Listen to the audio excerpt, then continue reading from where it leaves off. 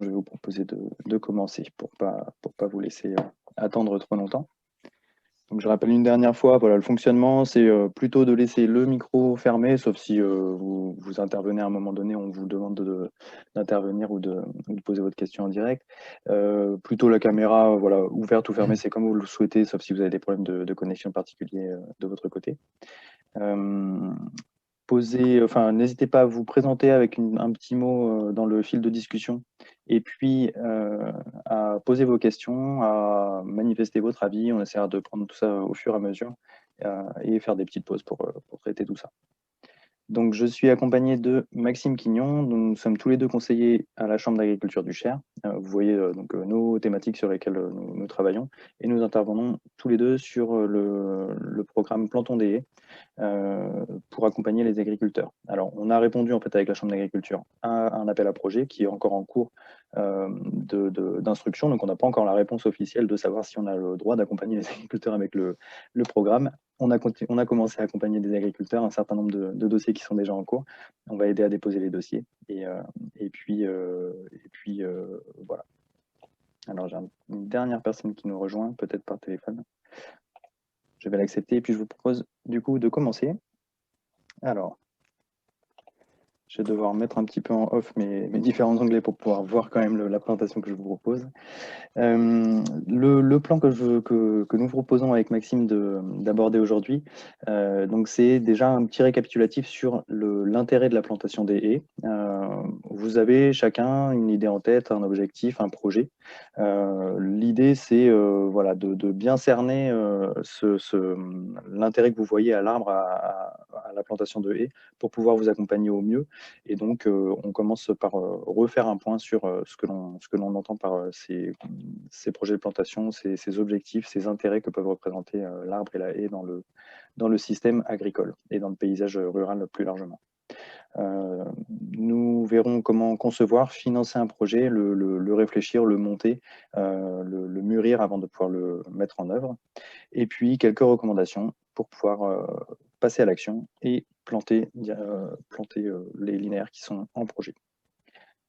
Voilà. Je n'ai plus personne en salle d'attente. On va commencer maintenant. Et puis, je demanderai du coup à Maxime de regarder, de bien surveiller le fil de discussion pendant que j'interviens pour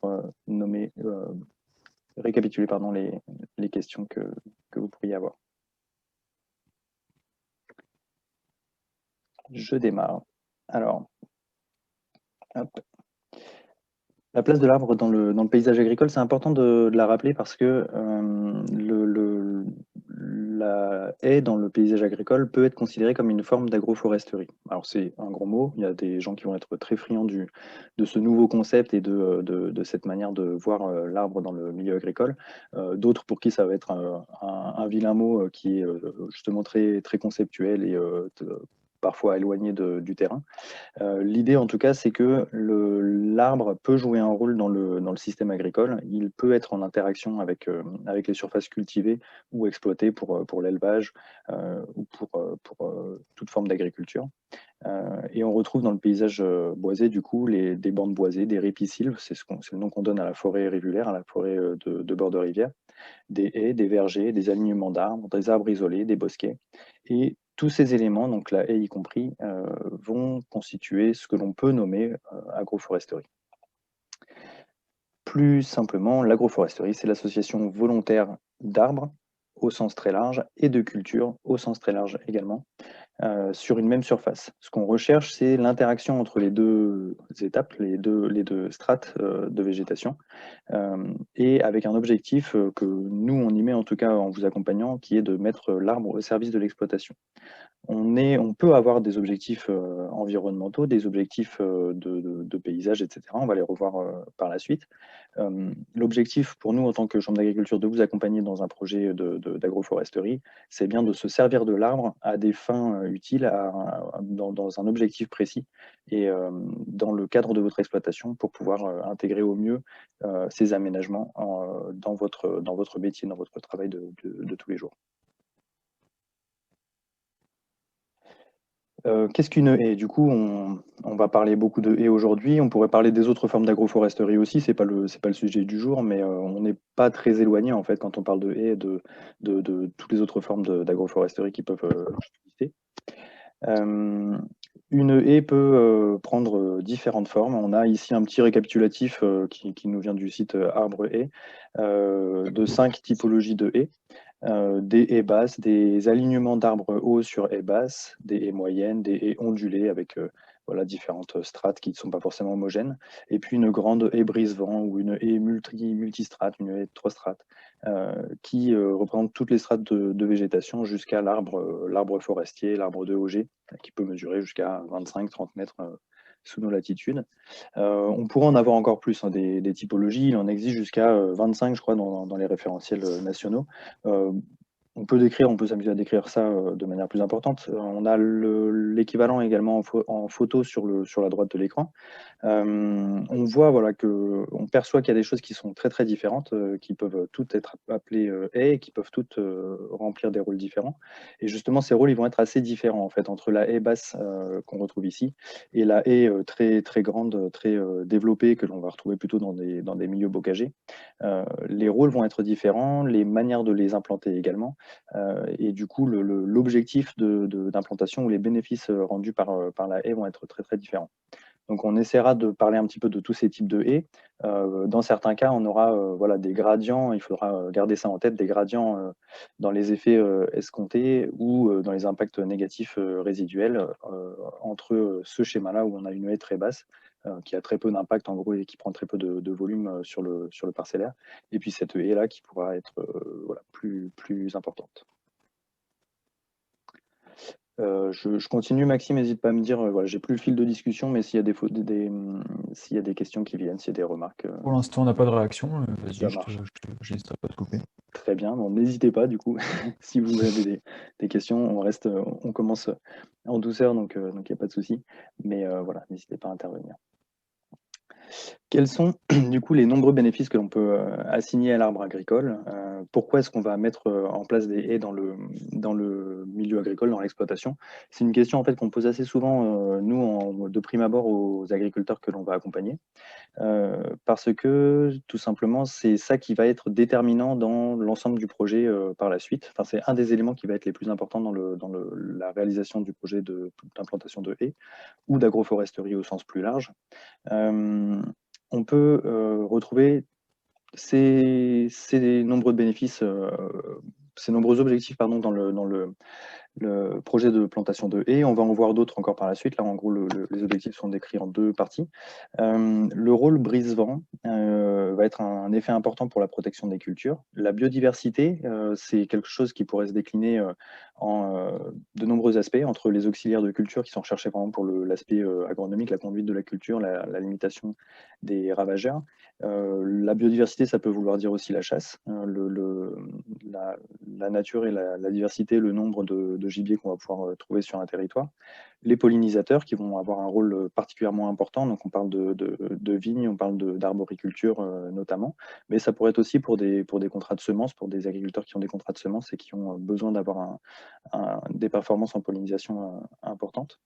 Et puis, ça peut être aussi les oiseaux, parce qu'on aime les oiseaux ou toute autre forme de biodiversité. C'est pour dire que rien que derrière cette simple notion, on peut avoir des objectifs qui sont très différents et du coup, des modalités d'implantation des haies qui peuvent être très différentes.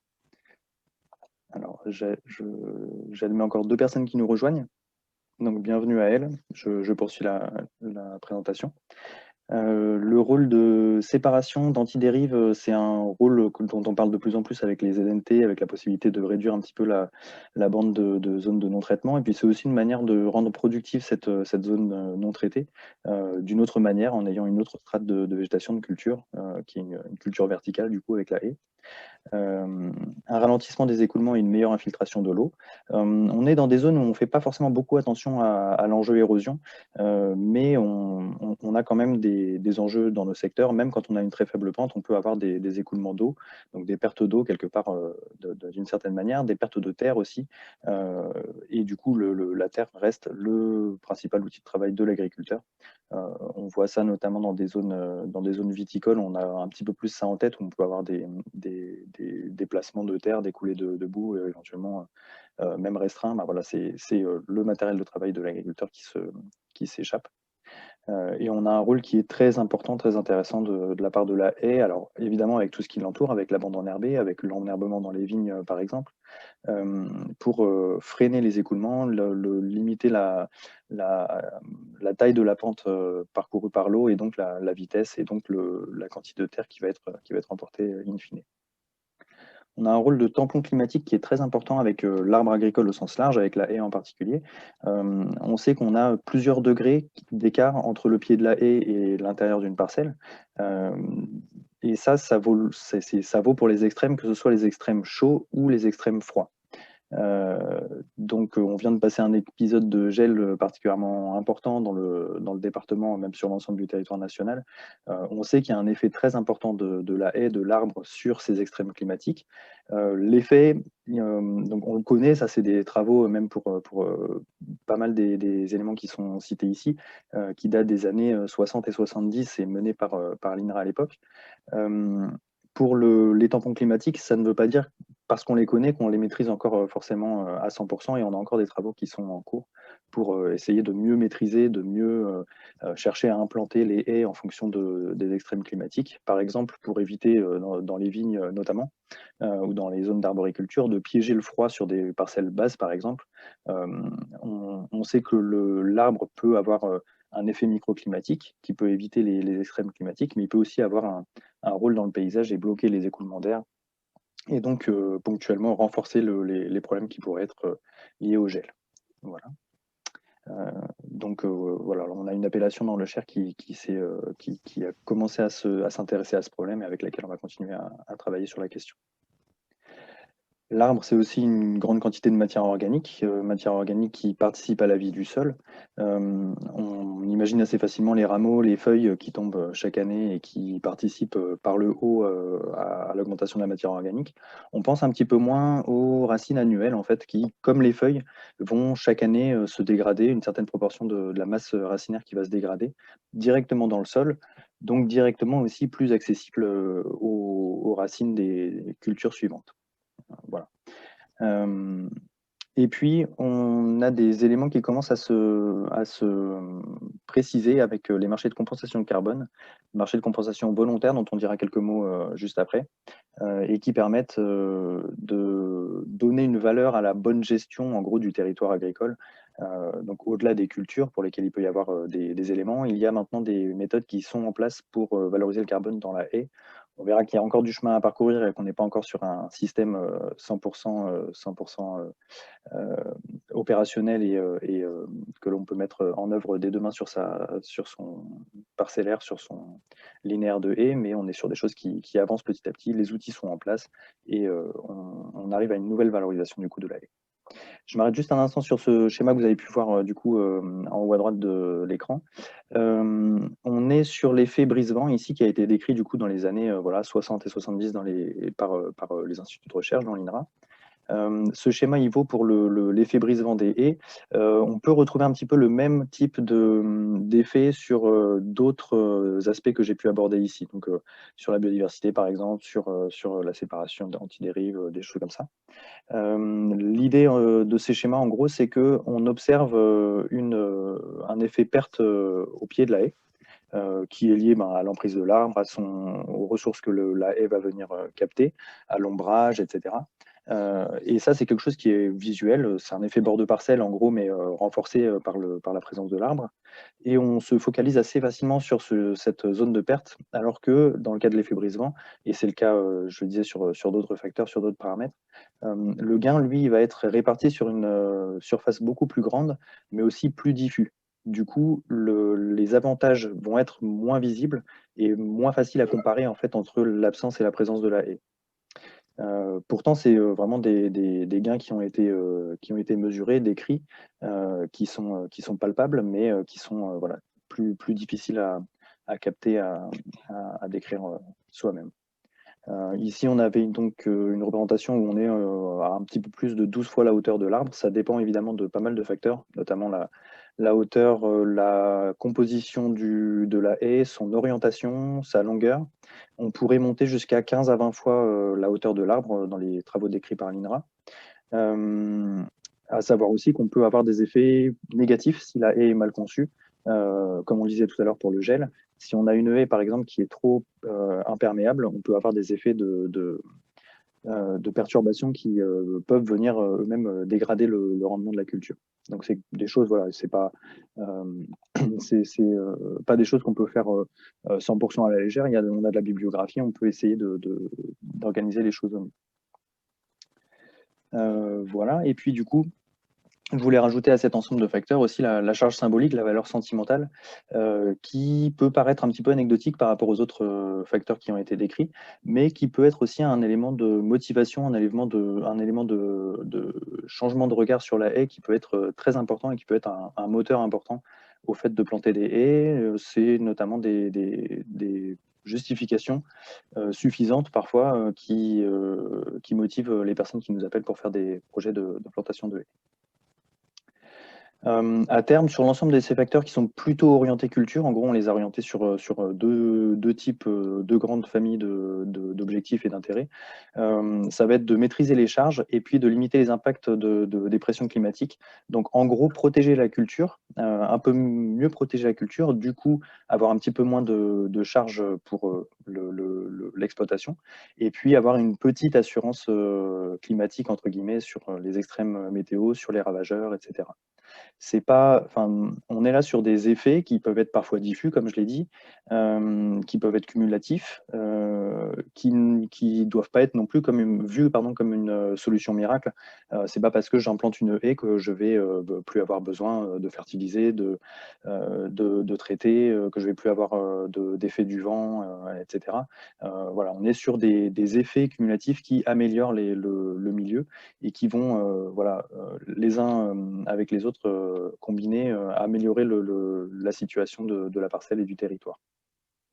On peut dire également que une haie sur une parcelle va avoir un petit effet, mais évidemment l'effet va être beaucoup plus important à partir du moment où on parle d'un paysage agricole, d'un maillage de haies et voilà, d'une cumulation des effets des haies les unes avec les autres. On imagine assez facilement qu'une haie à destination biodiversité, par exemple, perdue au milieu d'un îlot important de culture, va avoir beaucoup moins d'effet qu'une haie qui est maillée avec des mares, des haies hautes, basses, des forêts, etc., des bandes enherbées également, etc. D'ailleurs, l'INRA avait montré aussi à ce sujet-là qu'on a à peu près 30% d'essence en plus dans une haie à partir du moment où elle est connectée à une autre haie. À l'endroit de l'intersection entre les haies, on a 30% d'espèces en plus qu'une haie qui n'est pas connectée, qui est seule. Je poursuis un petit peu. N'hésitez pas, voilà, si vous avez des questions, si vous avez des choses à partager. On a 22 participants, donc de nouvelles personnes qui nous ont rejoints au fur et à mesure. Je continue donc avec une deuxième série d'avantages qui est plutôt orientée élevage. Donc on a fait une petite typologie pour ne pas vous faire trop d'éléments écrits d'un seul coup.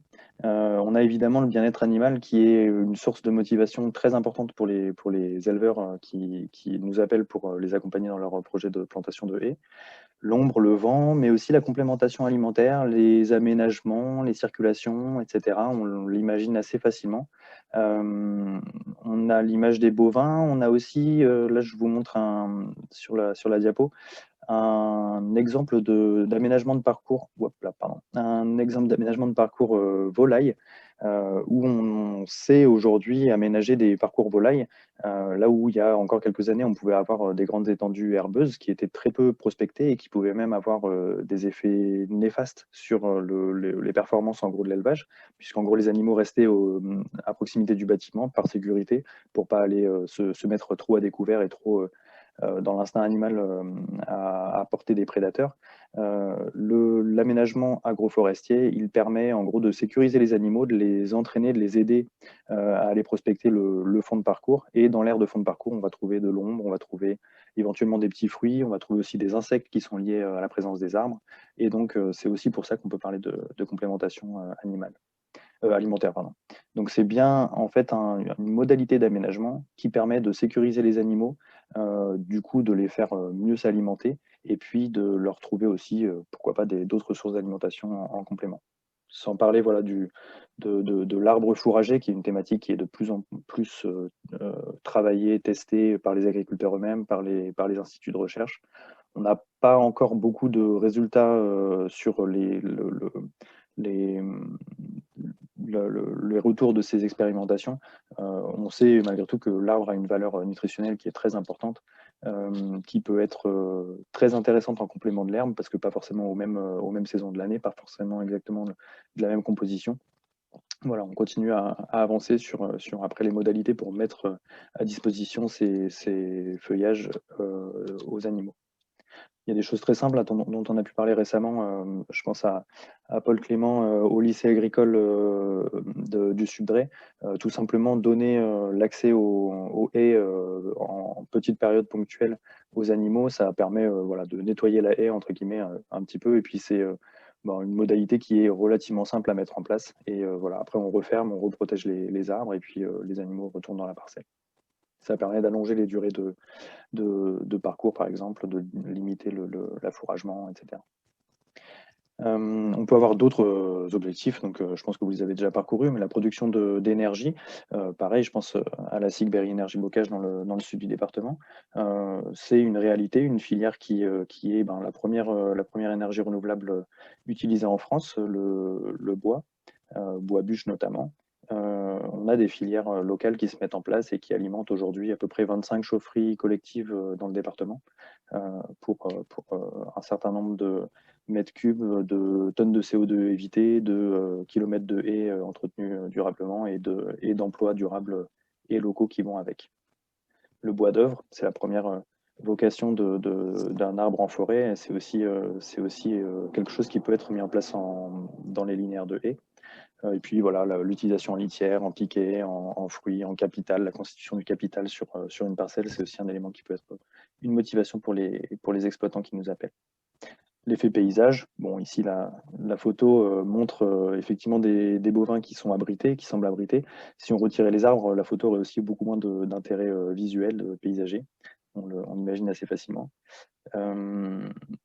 Le paysage, ça peut être aussi l'intégration d'un bâtiment, par exemple. C'est des thématiques qui ont été déjà pas mal traitées, mais avec les bâtiments photovoltaïques qui sont beaucoup développés ces dernières années, c'est des éléments. L'arbre permet non pas de masquer le bâtiment, mais de l'intégrer un petit peu mieux dans son paysage, de briser les formes cubiques, par exemple, voilà, d'adoucir les lignes. Le fait de faire évoluer des haies, alors c'est plutôt comme ça qu'il faut le voir, faire évoluer des haies d'un type haie basse à un type haie plus important permet de limiter les charges d'entretien qui sont liées à ce linéaire. Donc on voit par exemple sur la photo une haie basse.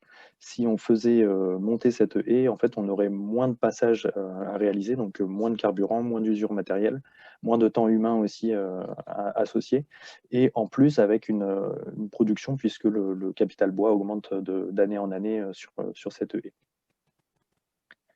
Les haies, l'arbre agricole au sens large, permet d'améliorer l'atteinte, enfin de faciliter l'atteinte de certifications environnementales. Avec HVE, on a beaucoup d'agriculteurs qui sont concernés par ce label, enfin qui sont intéressés par ce label et qui veulent y candidater. Et du coup, le fait d'avoir des linéaires de haies renforce leur dossier et leur permet d'atteindre plus facilement ce cahier des charges. C'est le cas aussi des labels, donc je parlais des volailles tout à l'heure avec le label rouge, le fait d'arborer les parcours extérieurs est un des critères d'atteinte du label. Le marché de compensation carbone, je l'ai mis 2 fois, c'est que j'ai dû l'oublier tout à l'heure, je vais en reparler un petit peu après. Et puis la charge symbolique et la valeur sentimentale, j'ai insisté aussi dessus puisque je l'ai remis une 2e fois. Je continue. J'ai mis quelques éléments chiffrés, c'est vraiment des éléments qui sont à prendre comme ordre de grandeur, mais pour montrer que l'arbre lui-même, le bois qui est produit, peut avoir une valeur, il a une valeur d'ailleurs. C'est une valeur qui est assez stable dans le temps, mais qui est aussi une valeur sûre et qui, globalement, avec la recherche de ressources, enfin la limitation des ressources et la recherche de ressources environnementalement compatibles, est vouée à continuer à avoir cette valeur et à continuer à avoir un intérêt important sur les territoires.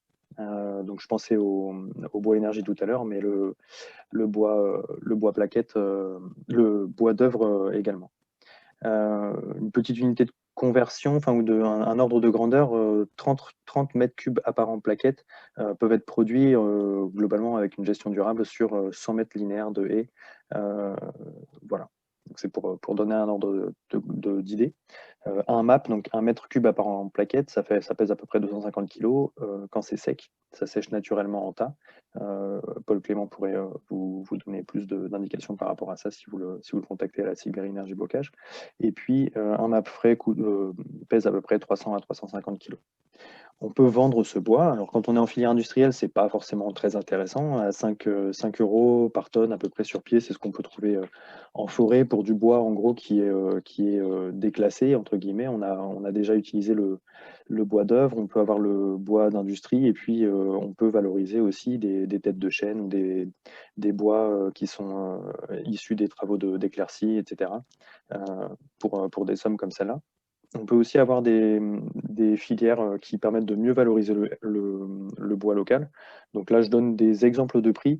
C'est encore une fois une gamme. Ça dépend aussi de la quantité de travail que va fournir l'agriculteur entre l'abattage, la mise en tas, le déchiquetage, etc. Mais voilà, un ordre de grandeur de 8 à 15 € par MAP peut être donné. Et ça, voilà, ça permet de se faire une idée des bénéfices que l'on peut tirer. Alors, ce pas des bénéfices qui sont voués vraiment à faire de l'argent sur le bocage, mais c'est plutôt quelque chose qui montre que le bocage peut être valorisé, qu'en plus de la limitation des charges d'entretien qu'on a cité tout à l'heure, on peut aussi avoir une production qui se crée. Je vais accélérer un petit peu, je suis un petit peu bavard. Le bois d'œuvre, il peut avoir aussi, enfin, il a des marchés qui sont officiels. Les prix dépendent évidemment beaucoup de la qualité. À ce propos-là, le fait de produire du bois d'œuvre, c'est une compétence en soi et ça s'acquiert au niveau de la taille, de l'élagage, etc. On a des prix qui peuvent être très différents, qui peuvent être très fluctuants dans le temps aussi, mais l'avantage du bois à ce propos-là, c'est que s'il ne vaut pas grand-chose à une période, on peut toujours le laisser sur le pied et venir le récolter un petit peu plus tard. Il continue à prendre de la valeur pendant ce temps-là.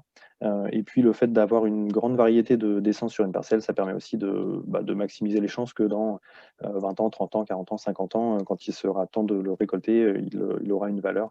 Voilà, si c'est pas lui, ça peut être son voisin d'une autre essence et on peut globalement avoir une valeur donnée à ce bois d'œuvre. Et puis je rappelle quand même que le premier gain, c'est l'économie de charge dans le système d'exploitation. La mise en production des haies, ça avait été montré par notre collègue de la Nièvre, c'est 60% de temps gagné et 40% de carburant sur le poste d'entretien des haies. On peut utiliser le bois en chauffage, donc comme je le disais tout à l'heure, bois bûche éventuellement, bois plaquette comme on voit un tas ici, c'est comme ça qu'on appelle le bois déchiqueté. Et on peut réduire grâce à ça la facture énergétique de 30 à 50% sur un petit groupe de logements par exemple. Mais c'est aussi vrai dans des usages industriels, dans des petits réseaux ruraux de villages, etc. Et puis enfin, on peut utiliser aussi le bois en paillage végétal pour les collectivités, mais aussi en litière animale, avec des solutions qui sont très performantes et qui globalement sont très compétitives également sur le plan économique. Alors juste un petit mot, le but c'était pas de faire une intervention spécifique là-dessus, mais le rachat de carbone, c'est quelque chose qui est en train de se développer. Je le disais tout à l'heure, les outils, ils existent aujourd'hui. L'ensemble des outils pour mettre en œuvre cette valorisation du carbone est aujourd'hui en place. On a encore un petit peu de travail, je vais le citer avant que ce soit quelque chose qu'on puisse mettre en place en routine. Mais voilà, c'est une option qui commence à être de plus en plus crédible pour valoriser en gros la bonne gestion de la haie et le fait que la haie, en croissant, capte du carbone, la stocke dans le bois, dans le sol, etc. L'idée générale du rachat de carbone, c'est qu'on a des activités qui émettent du CO2, qui cherchent déjà à réduire les émissions de CO2 par ses propres activités, par son efficacité. Et puis, quand elle bute, eh bien, elle peut aussi racheter des économies de carbone, des réductions de carbone qui sont faites par d'autres, donc en l'occurrence des agriculteurs, des forestiers, des viticulteurs ou des arbos, enfin voilà. Et donc, l'émetteur de carbone peut racheter le carbone à celui qui le stocke grâce au label bas carbone avec les méthodes nationales. Et le label bas carbone, du coup, a une version E depuis quelques mois maintenant, depuis la fin de l'année 2020, qui est homologuée et qui permet du coup, de vendre du carbone grâce à ça. Le label E, c'est un autre label qui permet avant tout de mettre en avant la gestion durable de la haie, les bonnes pratiques qui y sont liées, mais qui permet aussi de valoriser ça en euros derrière et en valorisation carbone. Vous avez ici un schéma, enfin une petite infographie qui dit qu'on peut stocker entre 3 et 5 tonnes de carbone par kilomètre de haie. Alors, on a un tout petit peu changé ça, on est entre 0,5 et 5 tonnes dans les derniers chiffres, puisque des haies basses qui sont destinées à rester des haies basses, en fait, en gros, elles vont stocker très très peu de carbone. Par contre, une haie basse ou une haie pardon, qui n'est pas encore plantée va stocker énormément de carbone pendant sa durée de vie. Si on résume ça sur 10 km d'une exploitation, que l'on imagine qu'on a un coût de valorisation qui est à 50 euros tonne, on peut atteindre du coup 1250 euros par an, et soit sur 15 ans, sur la durée d'un plan de gestion des haies, c'est le sigle que vous avez ici, 18 750 euros. Ça reste encore fictif, je vais réexpliquer pourquoi. Les 50 euros tonnes, pour le moment, ils ne sont pas fixés. Les coûts actuels sont plus bas que ça dans les échanges. Malgré tout, avec la haie, on a d'autres arguments à valoriser que le simple carbone. On a la biodiversité, le territoire, le paysage, etc. Et donc, on pourrait très bien imaginer valoriser mieux le coût carbone grâce à la gestion de la haie. Dans l'ensemble de ces labels, on a des socles communs, on a des pratiques, des bonnes pratiques à avoir sur la haie pour assurer sa gestion durable, qui sont communes. Et puis on a une compatibilité avec Cap2ER pour ceux qui connaissent, donc le même label appliqué aux exploitations en élevage, puisque Cap2ER valorise déjà le carbone qui est stocké par la plantation d'une haie. Et là, on vient en plus de la plantation avec la gestion durable de la haie. Ce qui reste à faire malgré tout dans ce domaine-là, c'est de monter des projets, mettre en place les plans de gestion, etc., pour avoir l'ensemble des éléments appliqués, donc avoir un organisme certificateur qui passe sur l'exploitation, etc.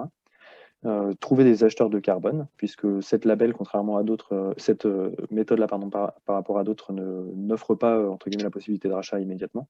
Et puis négocier les prix. Donc ça s'applique notamment à des industriels locaux qui pourraient être intéressés pour compenser leur carbone. Et puis un groupe d'agriculteurs, CUMA ou autres, qui se regroupent pour vendre les tonnes de carbone qui sont stockées par les linéaires de haies. Donc voilà, on a encore un petit peu de chemin à parcourir, mais il y a encore 6 mois, on n'avait pas tous ces éléments. Donc on peut penser que d'ici 2 à 3 ans, on sera un peu plus en période de routine par rapport à tout ça.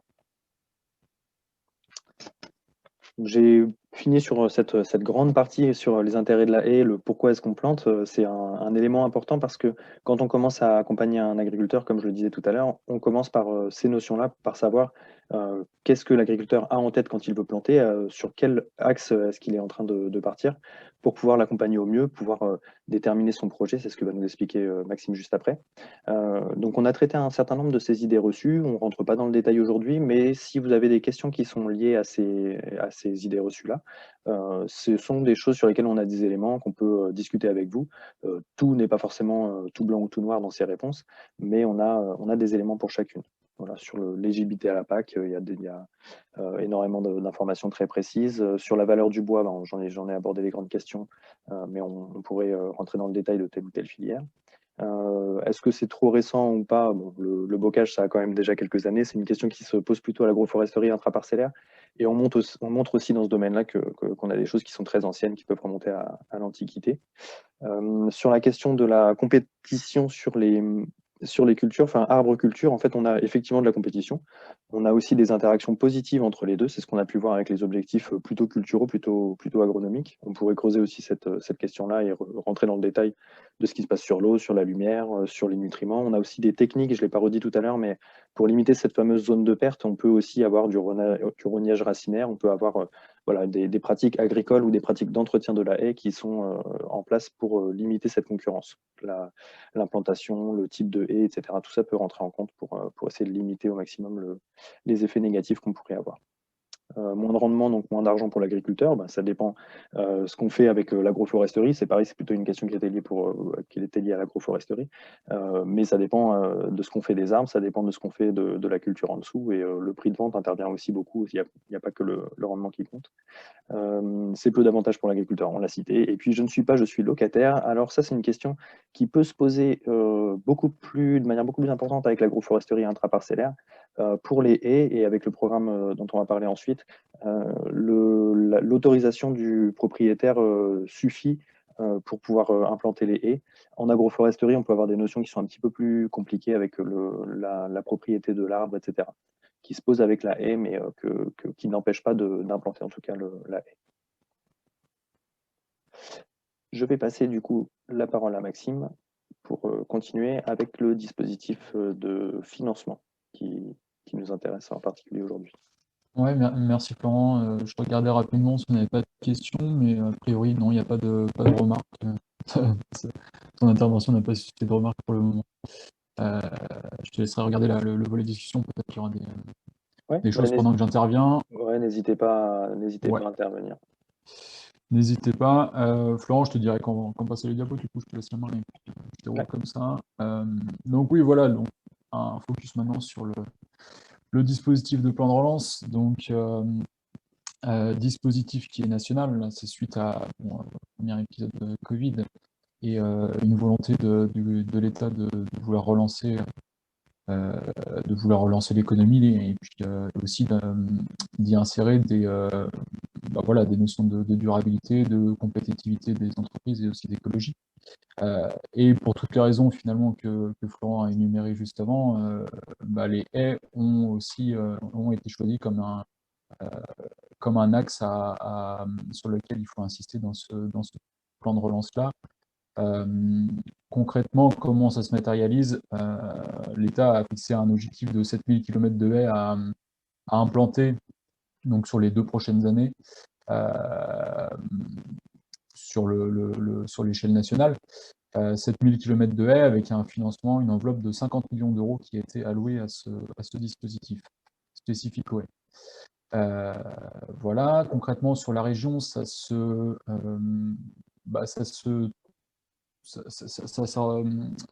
matérialise par finalement c'est un objectif de 700 km sur les 2 prochaines années et 5 millions, une enveloppe de 5 millions d'euros. Cette enveloppe-là va finalement être mise sur des mesures qui existent déjà et qui sont issues du programme de développement rural régional, donc le PDR.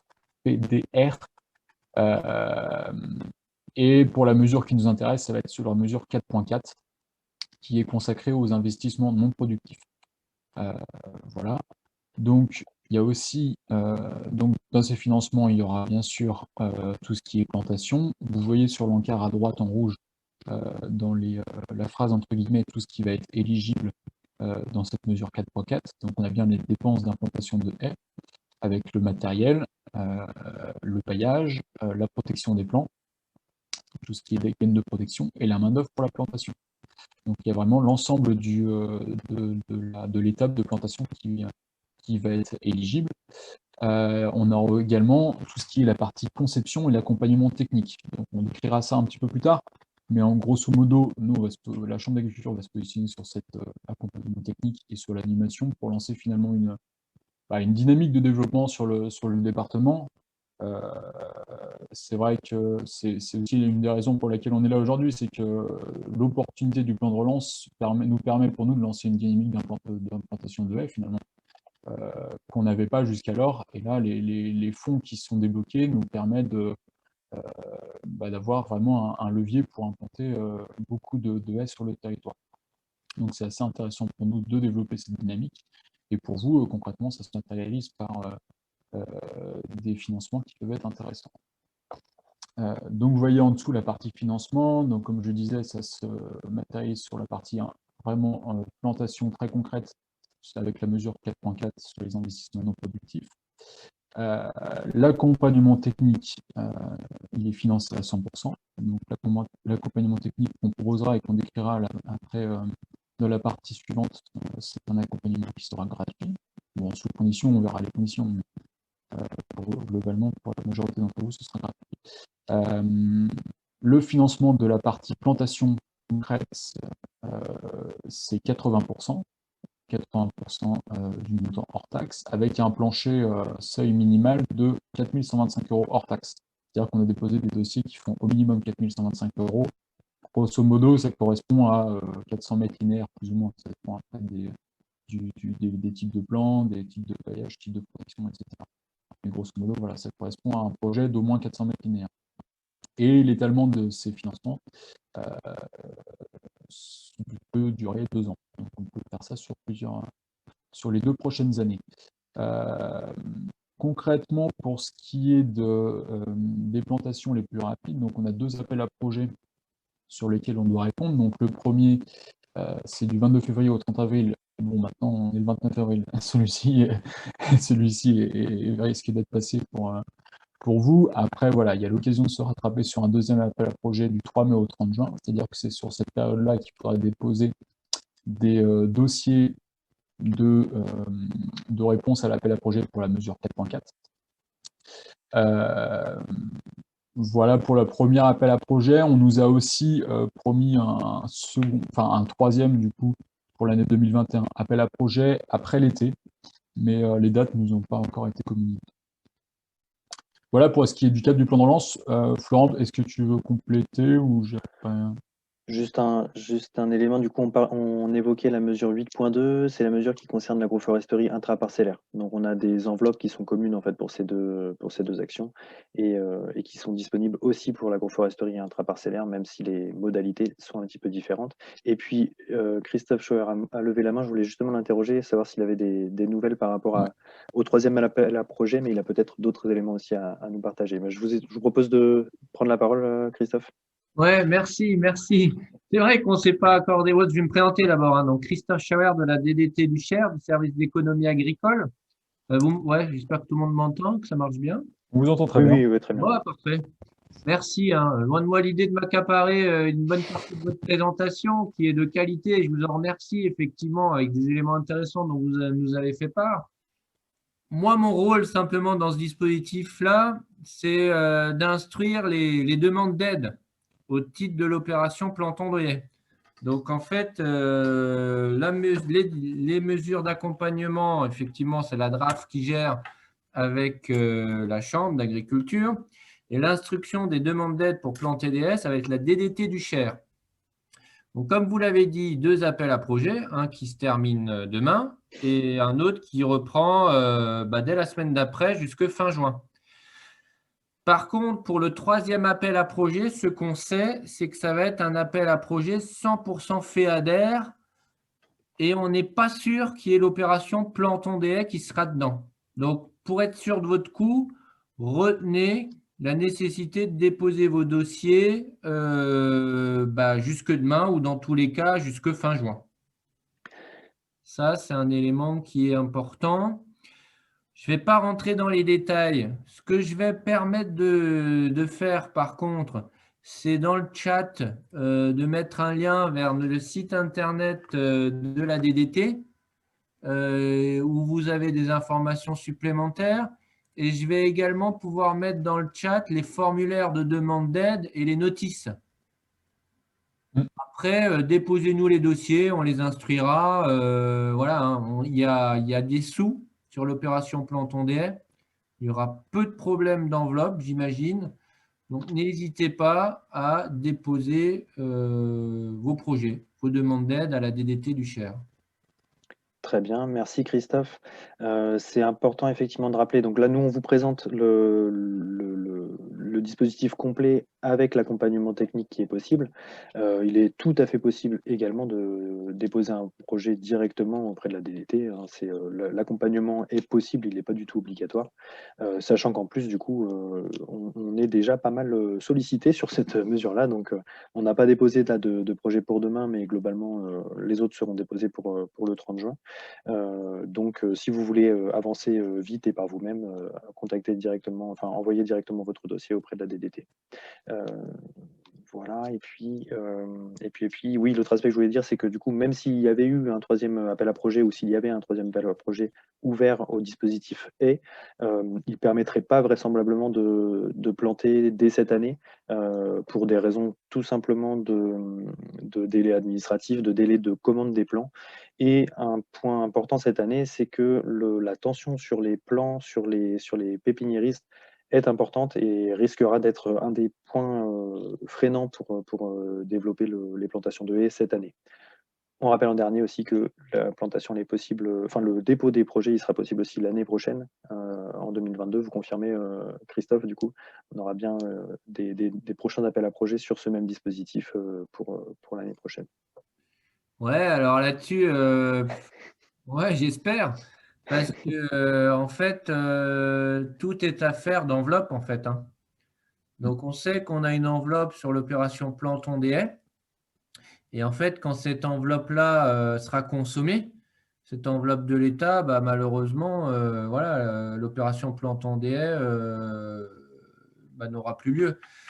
Donc, l'assurance, c'est d'en déposer le plus rapidement possible.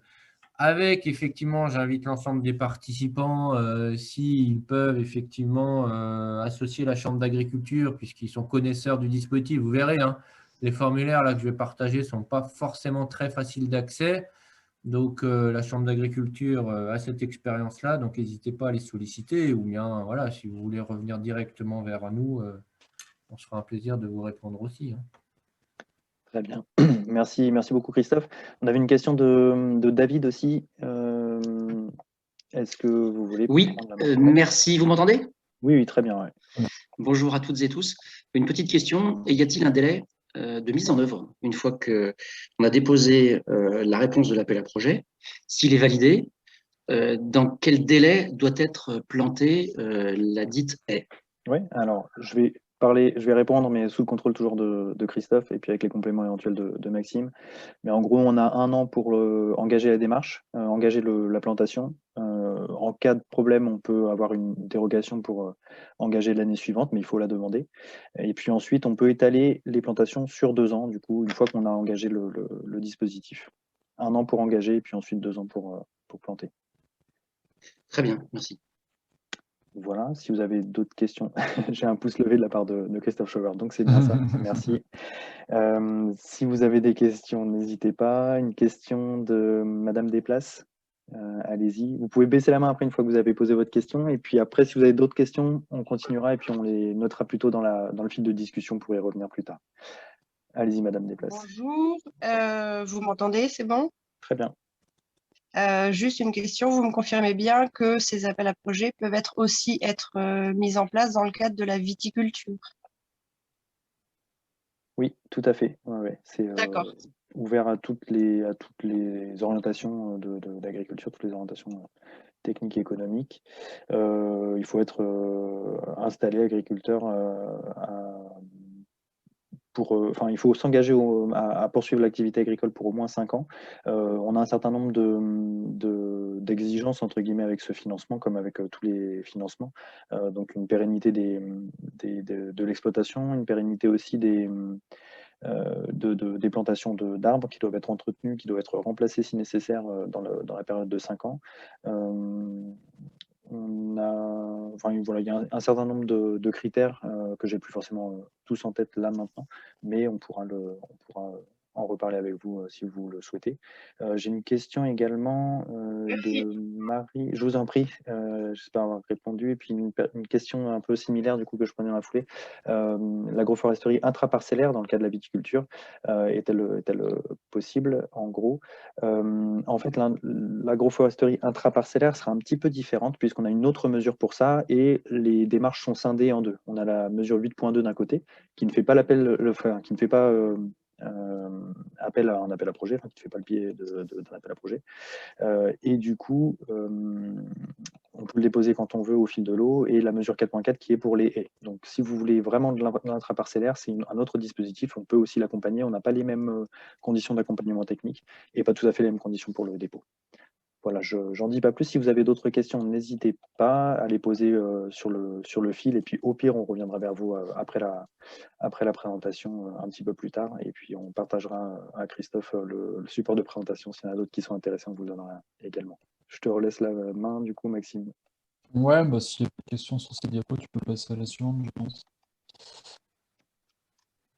Voilà, globalement, c'était pour vous donner quelques éléments sur le chiffrage d'un projet de plantation. Grosso modo, on compte 10 € du mètre linéaire de haie, tout compris. Donc, quand on dit tout compris, c'est le plan, c'est le paillage, c'est la mise en plantation, les protections. Ça, c'est pour des haies. Donc là, on a mis 3 strates de rang avec des variations possibles. Donc voilà, ça, c'est une haie classique que l'on peut préconiser. Après, voilà, en fonction du type de haie, on peut varier un peu de montant. Globalement, sur un arbre de Auger isolé, donc quand on dit de Auger, on pourra en reparler, mais on l'a déjà un peu décrit, mais plutôt pour des arbres de type chêne, orme, etc. De 10 € à 30 € par arbre de Auger, en fonction forcément de l'essence. Hein, le coût peut varier également, notamment sur des essences pour les bois d'œufs qui peuvent être un peu plus onéreuses. Et puis forcément en fonction du type de protection qui sera également adapté. Aussi un focus pour dire que bon, il y a d'autres systèmes que le plan de relance qui existent. Hein. Là, on fait on a une grosse opportunité de plan de relance, mais globalement, il y a des haies qui se sont implantées aussi hors cadre et qu'il y a des systèmes qui sont peut-être adaptés à d'autres types de projets, peut-être des projets plus petits. On pense à planter le décor là sur le PETR. Le TR Centre-Cher qui fonctionne plutôt bien.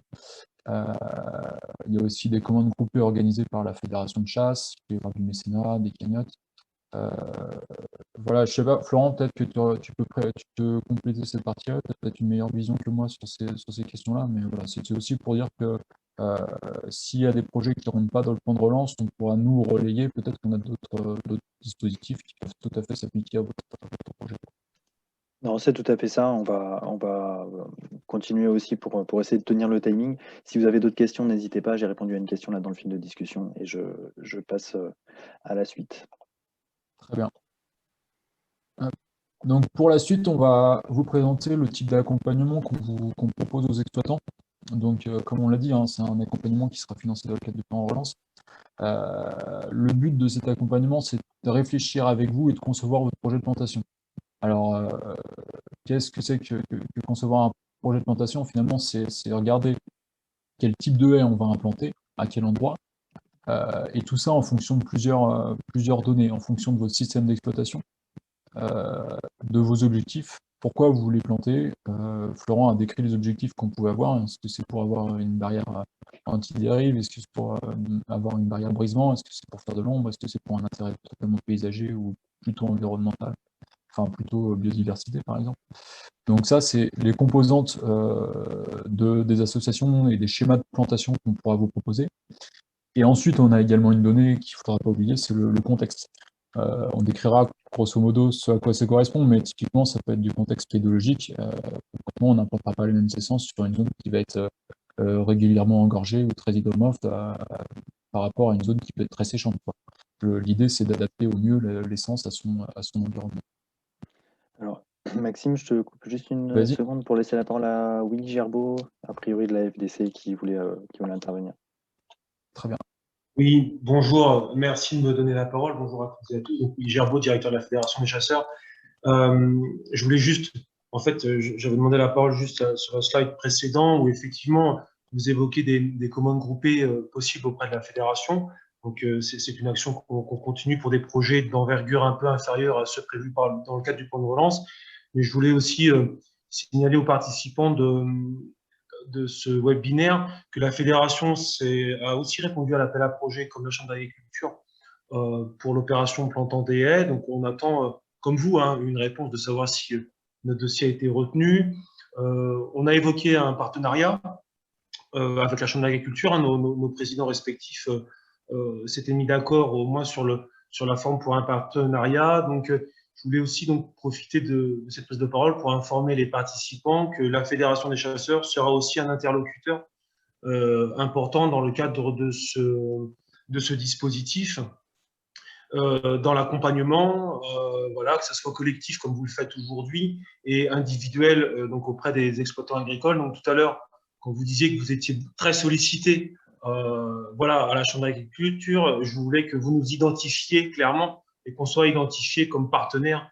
Et c'est un souhait de nos structures respectives de pouvoir œuvrer ensemble sur ce projet. Voilà. Et sur d'autres, bien entendu, mais sur celui-ci en particulier. Oui, tout à fait. Ouais, et vous faites bien de le rappeler. On le disait tout à l'heure, l'accompagnement, il n'est pas du tout obligatoire, mais il permet d'avoir le dossier clé en main. La Chambre d'agriculture, comme d'autres structures, ont répondu à cet appel à projet. Donc, la Fédération des chasseurs en fait partie. On n'a pas pour le moment encore la réponse officielle de cet appel à projet. Globalement, on ne vous fera pas payer un accompagnement qu'on aura commencé chez vous, même si on n'était pas retenu derrière. Mais voilà, si on a trop de dossiers pour pouvoir les accompagner, notamment à fin juin, c'est une piste tout à fait intéressante de pouvoir relayer vers la FDC, comme on le faisait aussi par le passé avec les commandes groupées, etc. C'est tout à fait important de le préciser. Je te laisse continuer, Maxime. Ouais, mais vas-y, tu peux passer à la ligne d'après. Donc bah, voilà, comme je le disais, hein, la réflexion et la conception du projet qu'on aura ensemble sur vos exploitations, ça reprendra donc vos objectifs, comme l'a présenté Florent avant, et puis l'environnement du projet. Pour aboutir en fait à des schémas de plantation qui seront adaptés à vos exploitations et aux objectifs que vous aurez sur vos exploitations, avec une liste d'essences qu'on pourra vous proposer. Et puis aussi, quand je dis schéma de plantation, c'est aussi la conduite, l'entretien de la haie qui aura forcément des conséquences sur sa forme, sur sa géométrie finalement, sur aussi tout ce qui, comment vous pourrez la valoriser derrière. C'est aussi voir vers l'avenir. Voilà, sachant que voilà, on va surtout travailler sur 4 types d'essences. On a regroupé les essences en 4 types, c'est plutôt comme ça qu'il faut le voir. On a d'abord des strates plutôt buissonnantes. À titre d'exemple, c'est là où on peut avoir du troène, du fusain par exemple. Des petits arbustes comme le noisetier, des grands arbustes comme les râpes champêtres, ça peut être le charme aussi, et les arbres de haut-jet type chêne, on peut avoir l'orme, etc. Tout ça pour montrer que finalement on peut avoir une multitude, à partir de ces 4 types d'essences, on peut avoir une multitude de types de haies, comme l'a montré Florent au départ. C'est à partir de ces essences-là, et aussi à partir d'une conduite spéciale de la haie, qu'on saura vous préconiser, ou du moins vous conseiller, que vous pourrez former la haie qui sera la plus adaptée à vos besoins finalement. Voilà. Florent, tu voulais... Ouais, non, juste pour dire qu'on va accélérer un petit peu, on est en train de dépasser l'heure de jeu là. On est engagé sur 1 heure de webinaire. Alors évidemment, on a laissé du temps aux questions et c'est ça qui était intéressant aussi. Mais on va accélérer un petit peu parce qu'on avait encore plein de choses prévues et on ne pourra pas tout voir à mon avis. Ouais, très bien. Donc voilà, dans la conception, comme je disais, on prend bien en compte le contexte de l'exploitation et le contexte où vous allez implanter les haies, à savoir la nature de sol, le pH, la texture, la profondeur de sol. Ça peut être aussi les événements climatiques un peu localisés, type pluviométrie, l'exposition, la pente aussi, les vents dominants. Enfin bref, on va essayer de prendre toutes les contraintes prendre en compte toutes les contraintes qui pourraient s'appliquer à l'arbre et qui pourraient finalement empêcher une pousse correcte de la haie, en essayant d'adapter d'y implanter les essences les plus adaptées possibles. Alors voilà un schéma. Un schéma de... Donc voilà, ça c'est avec comment on appelle ça, l'application Remonter le temps là, que vous pouvez trouver sur Géoportail, c'est assez intéressant de regarder ça. On est sur une comparaison d'une photo au même endroit finalement, sauf qu'à droite, vous avez la photo il y a à peu près 50 ans. Je n'ai pas la date exacte, mais ça doit être ça à peu près, avant vraiment concrètement. Et à gauche, vous avez la photo aujourd'hui. Vous voyez un peu les schémas qui étaient un peu différents, avec un maillage beaucoup plus dense, avec des haies qui étaient beaucoup plus présentes. Ce qu'on voulait faire passer comme message, c'est qu'on voulait surtout vous montrer qu'il existait auparavant des modèles où l'arbre avait une réelle fonctionnalité sur l'exploitation et une réelle importance. Il était vraiment mis au cœur de l'exploitation pour des raisons environnementales, mais aussi énergétiques à l'époque. Pour un tas de raisons. Après, voilà, tu voulais enchaîner. Je peux en dire un mot si tu veux, Maxime, parce que ça, c'est une peau de banane que je lui ai glissée. Vous n'avez pas vu cette diapo, Maxime. C'était juste pour dire voilà, qu'on avait des schémas qui pouvaient exister et qui ne sont pas non plus ceux qu'on a en tête quand on vous accompagne. Il y a eu beaucoup d'évolutions depuis. Là, la photo, elle date de 1959. Il y a eu beaucoup d'évolutions. Il y en a beaucoup qui sont positives et qui ont permis d'avoir l'agriculture d'aujourd'hui. Et puis, du coup, l'idée, c'est vraiment aujourd'hui de replacer l'arbre dans un contexte d'exploitation d'aujourd'hui. Donc, de permettre une agriculture performante, mais en se servant de l'arbre également. Donc ça, c'était une photo qui a été prise du côté de Morlac pour la première, et puis une deuxième du côté de Saint-Martin-d'Auxigny, juste pour montrer, voilà, on est dans une zone qui était déjà arboricole à l'époque, mais pas du tout organisée de la même manière, pas du tout spécialisée de la même manière. C'est juste voilà, un clin d'œil de l'histoire pour montrer un petit peu comment pouvait être le paysage à l'époque, et en rappelant que c'est pas ça qu'on a en tête quand on vous accompagne, mais l'objectif d'avoir une modalité performante. Voilà, je te laisse la main. Merci beaucoup. Voilà, typiquement, là, un compte rendu qu'on pourra vous faire sur vos exploitations, c'est pour montrer donc, sur la partie photo de gauche le positionnement des linéaires. Vous voyez, notamment sur les deux premières parcelles, là, en haut, des haies qui sont placées en pourtour des parcelles, le linéaire 1.1, le linéaire 1.2, 1.3. Et c'est des choses que vous pouvez retrouver ensuite dans le tableau pour montrer qu'on prend en compte donc, les objectifs que vous aurez sur vos exploitations, les objectifs de ces linéaires-là, avec un type de haie qui sera adapté, et une composition et des conseils sur l'orientation et la gestion de ce linéaire.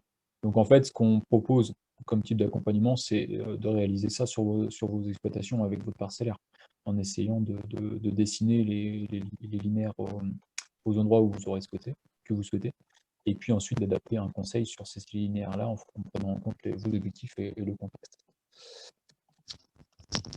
Voilà. Je passe. C'est assez clair. Et donc tout ça fera l'objet d'un compte-rendu détaillé, hein, où on pourra revoir tout ce qu'on s'est dit. Ce qu'on préconise, c'est une première visite de terrain. Souvent, ça dure environ une demi-journée. Qu'on puisse déblayer ensemble, par un jeu de questions-réponses, vos objectifs, ce que vous attendez réellement sur votre exploitation, avec un travail sur carte aussi pour essayer de repérer les linéaires que vous voulez mettre en place. Et ensuite, on va sur le terrain, on va essayer de se rendre compte concrètement des contraintes de terrain qui pourraient s'appliquer, qui pourraient s'imposer aux haies qu'on va implanter.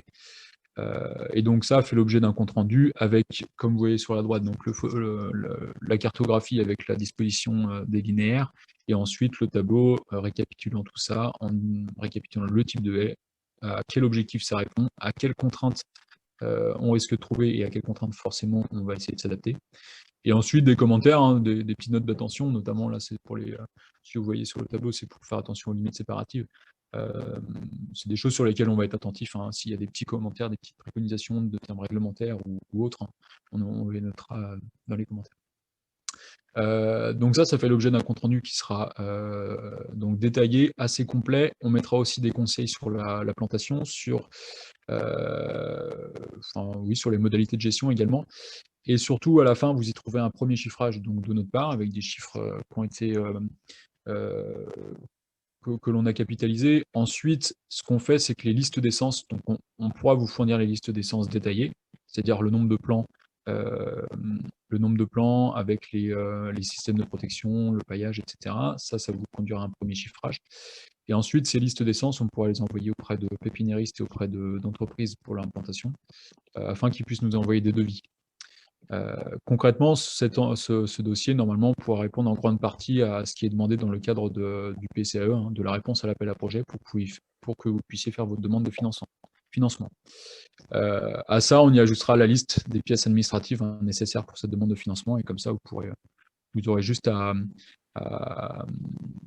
compléter votre dossier, hein. Normalement, ça facilite grandement les choses. Après, voilà, on restera aussi là pour conseiller, pour donner pour vous accompagner dans ce registre-là, dans ce registre administratif-là, mais ça restera à l'exploitant de déposer son dossier de demande de subvention. Un petit commentaire aussi, le PCAE a une grille de sélection. Il se trouve que quand vous déposez un projet pour des haies, vous avez minimum 100 points, et 100 points, c'est justement le minimum pour pouvoir être éligible. Donc a priori, il n'y a pas de gros soucis d'éligibilité pour ce dispositif, et après on continue à filtrer quand il y a des contraintes budgétaires, et comme le rappelait tout à l'heure Christophe Schauer, il n'y a pas forcément de problème pour le moment sur l'enveloppe disponible. Je continue. Alors, Ouais. on a des participants qui ont levé la main, pardon, je croyais que c'était les mêmes mains que tout à l'heure, mais est-ce que Christophe ou David, vous vouliez rajouter quelque chose? Ou alors, non, c'est que vous avez oublié tout à l'heure de baisser la main, peut-être. Non, ouais, Non. juste pour vous dire que je vais être contraint de vous quitter, mais qu'effectivement, pour revenir juste sur ce que vous dites, le scoring, effectivement, on espère avoir assez de sous pour tout le monde. Si on n'en a pas, effectivement, c'est les dossiers qui auront le plus de points qui pourront bénéficier des aides. Effectivement, pour être éligible, il faut au minimum 100 points, et de fait, lorsqu'on plante des haies, on a 100 points. Il y a plein d'autres items qui permettent d'avoir des points, par exemple si on est HVE, bio ou autre, hein. Je vous laisserai découvrir le cahier des charges que je viens de partager. Après, il y a un autre élément, c'est les territoires spécifiques. Je vous renvoie au lien sur notre site internet. En fait, à l'heure actuelle, vous pouvez avoir 40 points. Peu de personnes le savent parce qu'en fait, on est sur un territoire, pour ceux qui en ont entendu parler, un contrat agence de l'eau qu'on dénomme CTG2Q, contrat territorial de gestion quantitative et qualitative. Il y a la liste des communes sur notre site internet. Si vous cochez ça, ça fait 40 points en plus. Ça peut être toujours bon à prendre si par malheur, l'enveloppe venait à ne pas pouvoir honorer toutes les demandes. Alors, c'est pas pour l'ensemble du département, mais ça Non. concerne un grand nombre de communes dans le Ouais, à peu département près du les Cher. 2 tiers des communes du département. Ok, d'accord, bah, très bien. Merci beaucoup Je suis en pour train ce de vous complément. quitter. Merci pour la qualité de Merci. votre Merci à vous. présentation. Et puis, de notre côté, on espère avoir plein de demandes d'aide, ce qui serait bon signe. Très bien, merci beaucoup pour les interventions. Et à Au revoir. bientôt. Alors, je passe à la diapo suivante, Maxime. Oui. Bon, ça, c'est la plaquette qui récapitule notre accompagnement, hein. Vous y trouverez tout ce qu'on a dit précédemment, à savoir, voilà, une première visite où on prend connaissance de vos envies, de vos besoins, et aussi du contexte de l'exploitation. Puis, vous trouvez, voilà, une proposition, un conseil technique, un chiffrage économique, et aussi un accompagnement de la partie administrative. Très bien. Alors, je vais reprendre un petit peu la main. On a presque fini, hein, pour ceux qui se demanderaient si on est en train de traîner beaucoup. On a dépassé une dizaine de minutes. On a presque terminé notre intervention. Simplement pour vous rappeler qu'on donne, dans le cadre de l'accompagnement, des préconisations de plantation ou des préconisations sur la gestion des haies. Ce sont des choses aussi que vous pouvez avoir par téléphone si ça vous intéresse, sans passer par l'ensemble du dispositif. J'ai mis des extraits de 3 documents qui peuvent servir là sur les étapes de plantation, notamment là pour le petit document que vous avez derrière. Alors c'est un document qui a été fait par une association, mais il est très bien fait et on l'utilise assez volontiers. C'est l'association Promé qui avait fait ça. Donc voilà, indépendamment après des actions de l'association, ce document est très intéressant. On a un document sur la gestion des haies qui a été fait en bois Sud, qui est disponible sur le site de l'association Adéfi Boisberry. Adéfi Boisberry, comme ça se prononce, sans accent, et donc qui permet d'avoir une vue des grandes typologies de haies. Dans cette typologie-là, on avait 7 typos de haies adapté au sud de l'Indre et au sud du Cher, fait par la Chambre d'agriculture du Cher, de l'Indre, pardon, à laquelle on avait un petit peu contribué. Vous avez voilà, des exemples de temps de gestion, de mode de gestion pour l'évolution d'un type vers un autre type. La haie est très plastique en fait, donc on peut avoir une haie basse qu'on transforme plus tard en haie haute, on peut avoir des haies hautes qu'on recèpe pour faire du taillis. Voilà, on a vraiment toutes les modalités de gestion qui sont possibles. Et puis un guide de gestion durable qui a été fait par le réseau des chambres d'agriculture au niveau national, qui comprend beaucoup d'informations. Il est assez récent, il est sorti je pense fin 2020 et il contient énormément d'informations utiles sur la gestion des haies. Quel taux de TVA sur la plantation, s'il vous plaît? Donc c'est une question qui est dans le fil de discussion. Je n'ai pas la réponse là tout de suite. Peut-être Christophe aurait pu répondre et j'aurais peur de dire des bêtises, donc on pourra vous le redire par la suite. De mémoire, si je peux me permettre, c'est David. Ouais. Les arbres en pot, c'est 10% de TVA. Ouais. Mais dans la mesure où ils viennent de chez les pépiniéristes, je ne sais pas. Et est-ce qu'on va être sur 20%? C'est une vraie question. On le redira du coup. Je sais que pour le paillage, les protections, etc., tout le reste, c'est bien 20%. Après, sur les arbres, vous me mettez un doute, donc je préfère pas annoncer de choses. Voilà. Je continue là-dessus. Et puis, du coup, on voulait vous laisser, avant le récap général, sur quelques notions sur la plantation. Je m'aperçois que j'ai oublié une photo ici, c'est pas grave.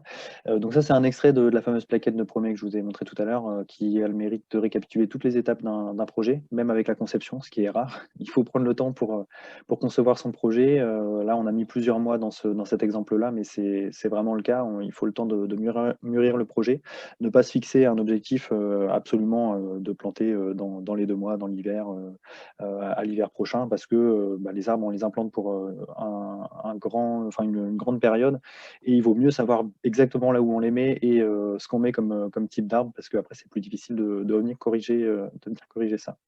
Les travaux du sol sont à faire quand c'est possible, du coup à partir de l'été. On conseille un sous-solage de la ligne de plantation, 1, voire 2, voire 3 passages en fonction des cas, mais il ne faut pas lésiner là-dessus. L'arbre, il risque vraiment d'avoir du mal à démarrer et à se cantonner dans le premier horizon s'il y a une semelle de labour.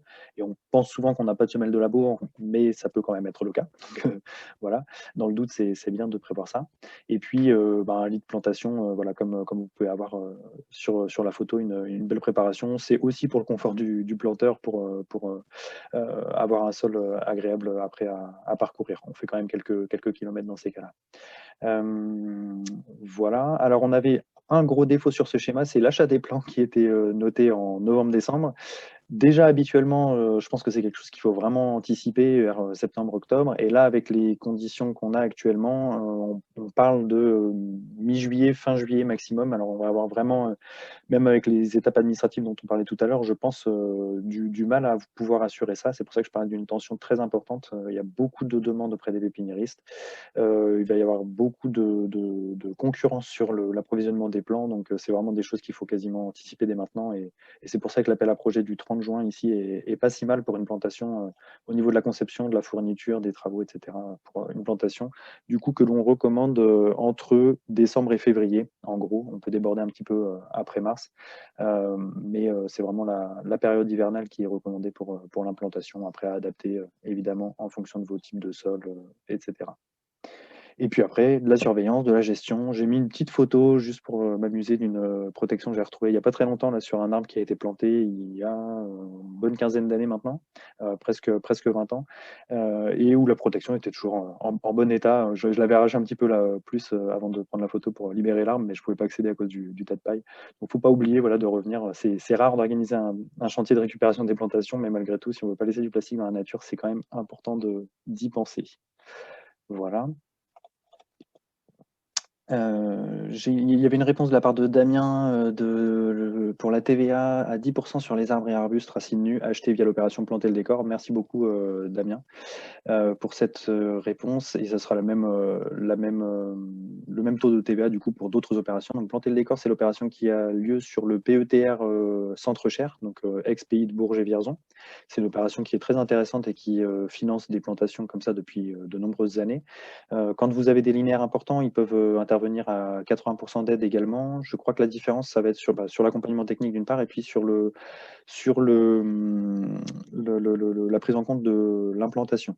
Alors j'en profite aussi, j'ai eu un message pour me dire qu'il y avait un dossier qui était déposé par une association Territoire Zéro Chômeur de longue durée qui voudrait, alors qui n'est pas encore fait, mais qui voudrait proposer des plantations par le biais de cette association-là pour des personnes en situation de chômage de longue durée. Donc surveillez si ça vous intéresse pour faire appel à eux plus tard. Et puis ça me permet aussi d'aborder le fait que les plants jeunes, donc 2 ans, en racines nues, type plan forestier, les sillons forestiers, c'est vraiment ce matériel-là qu'on va mettre en place. Donc c'est ce qu'on voit globalement ici sur le linéaire. Ce sont des plans entre 30 et 60, 80 cm, en gros 90 maximum selon les essences. Parce que tout simplement, c'est ceux qui vont bien s'implanter, qui vont être d'un rapport qualité-prix qui est optimal. Et voilà, on ne va pas s'amuser à planter des arbres qui font déjà 2 mètres de haut parce qu'ils vont avoir beaucoup de mal à s'adapter à cette transplantation. Ils vont prendre le vent de plein fouet alors qu'ils ont été habitués à grandir dans des conditions optimales. Il va falloir les tutorer, etc., ce qui n'est pas le cas pour nos plantations. Et puis la dernière chose, c'est qu'on ne laisse jamais une plantation comme elle est là, c'est-à-dire sans paillage et sans protection, parce que la dent du chevreuil est très rapide et très vive et peut intervenir dès la première nuit dans certains cas. Donc voilà, on quitte un chantier de plantation protégé en laissant le paillage. Et puis le paillage, c'est vraiment l'élément le plus important pour la protection des arbres, pour éviter d'avoir derrière des arrosages de sauvetage à réaliser. Voilà. Maxime, je te laisse le mot de la fin avec le résumé de l'ensemble.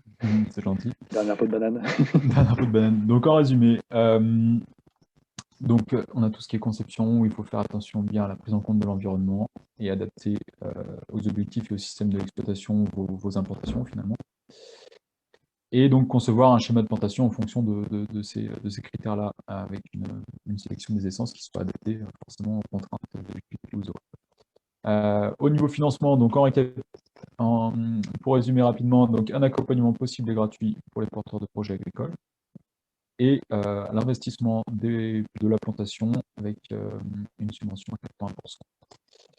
Ensuite, pour la plantation, donc bien anticiper la plantation, une plantation plutôt automne-hiver, enfin plutôt automne-hiver, avec du paillage et des protections qui sont, comme l'a redit Florent, qui ne sont pas une option, qui sont bien très importantes pour un développement optimal de la haie. Voilà, Florent, est-ce que tu veux dire une dernière phrase? Merci Maxime. J'étais en train de mettre quelques informations. Je vous disais, si vous avez des questions, c'est le moment de les poser sur le chat, comme tout à l'heure, éventuellement à l'oral si vous voulez prendre la parole. Je vous remets notre adresse email aussi pour si vous voulez continuer la discussion, qu'on vous recontacte sur des questions précises. N'hésitez pas.